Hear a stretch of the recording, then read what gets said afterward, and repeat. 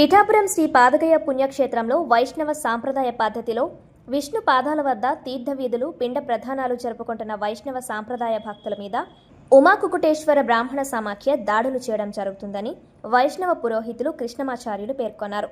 సోమవారం కాకినాడ జిల్లా కలెక్టరేట్ వద్ద వైష్ణవ పురోహితులు ధర్నా నిర్వహించారు. అనంతరం జిల్లా అధికారులకు వినతి పత్రాన్ని అందజేశారు.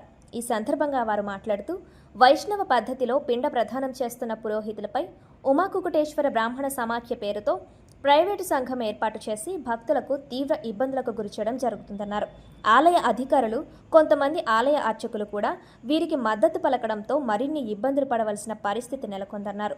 తమ సమస్యలను పరిష్కరించకపోతే పెద్ద ఎత్తున ఉద్యమం చేపడతామని హెచ్చరించారు. ఈ కార్యక్రమంలో కృష్ణమాచార్యులు, సంతోష్ కుమార్ ఆచార్యులు, శ్రీనివాస ఆచార్యులు, కోరుకొండ శ్రీనివాస ఆచార్యులు, సత్యనారాయణ ఆచార్యులు తదితరులు పాల్గొన్నారు. జై శ్రీమన్నారాయణ. అయ్యా, నా పేరు కృష్ణమాచార్యులు. మేము పిఠాపురం వాస్తవ్యులు. పాదగయ పుణ్యక్షేత్రం దగ్గర తీర్థవిధులు చేసే వైష్ణవ పురోహితులము. 2024 సంవత్సరం నుంచి అక్కడ రాష్ట్రంలో వివిధ ప్రాంతాల నుంచి వచ్చే వైష్ణవ సంప్రదాయ భక్తుల మీద ఉమాకుకుటేశ్వర బ్రాహ్మణ సమాఖ్య అనే ఒక ప్రైవేటు పురోహిత సంఘము వివక్షత చూపిస్తుంది. విష్ణు పాదాల దగ్గర వాళ్ళు తీర్థవిధులు కానీ పిండ ప్రదానాలు కానీ చేసుకోకుండా అడ్డుపడుతున్నారు. మధ్యలో కార్యక్రమాన్ని మధ్యలోనే ఆపేసి బయటికి పంపించే సంఘటనలు చాలా ఉన్నాయి. మొన్న ఈ మధ్యలో కూడా మొన్న 23వ తారీఖున కూడా ఇలాంటి సంఘటన జరిగింది.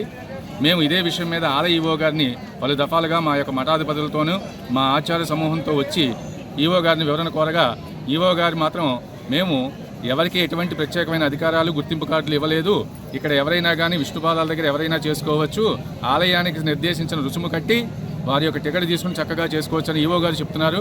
కానీ ఇక్కడ ఈ పురోహిత సంఘం, ఒక ప్రైవేటు పురోహిత సంఘం యొక్క దౌర్జన్యం ఏంటని మేము ప్రశ్నిస్తున్నాము. అయితే ఇప్పుడు కొత్తగా ఏంటంటే ఈ పురోహిత సంఘానికి ఆలయంలో కొంతమంది సిబ్బంది, దేవాదాయ సిబ్బంది, అలాగే ఆలయ అర్చకుల్లో కొంతమంది వీళ్ళకి మద్దతుగా నిలిచి మొన్న తెనాల నుంచి వచ్చిన భక్తుల్ని దుర్భాషలాడుతూ కార్యక్రమం మధ్యలోనే బయటికి పంపించడం జరిగింది.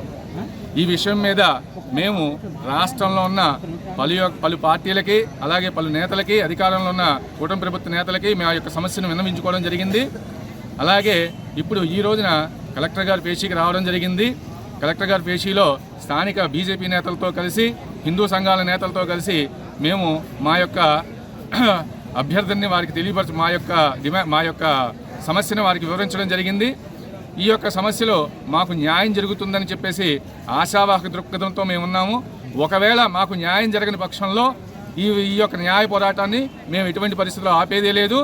దేవాలయం అనేది భక్తుల్ని విభజించడానికి కాదు, భక్తులకి అన్ని రకాల హక్కుల్ని కలిగించడానికి, ఎవరు వారి సంప్రదాయం ప్రకారం వారి యొక్క తీర్థవిధులు చేసుకోవడానికి హక్కు, అధికారం ఉందని చెప్పడానికి మా యొక్క ప్రయత్నము. కాబట్టి మా యొక్క సమస్యను అర్థం చేసుకుంటారని ప్రార్థిస్తున్నాను. జై శ్రీమన్నారాయణ.